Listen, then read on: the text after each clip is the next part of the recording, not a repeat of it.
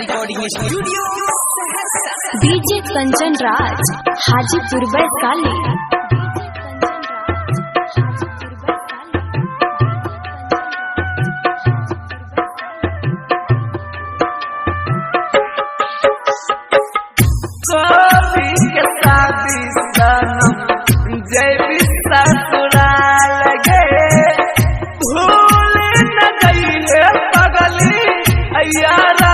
के प्यार गे अकबरी के शादी सनम जय भी ससुराल गे कबरी के शादी सनम जय भी ससुराल गे भूले न जाइए पगली यारा के प्यार गे कबरी के शादी सनम जय भी ससुराल गे।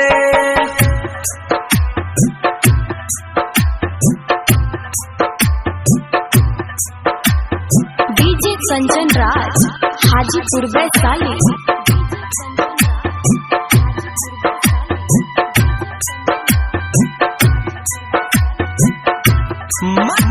Recording studio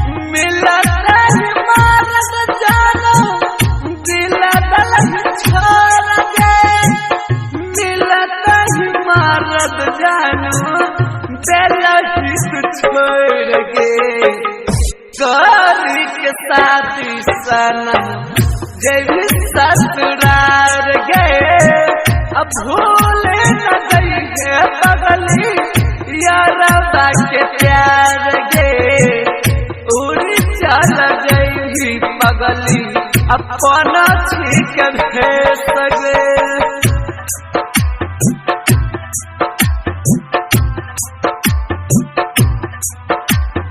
DJ Kanchan Raj Hajipur Vaishali.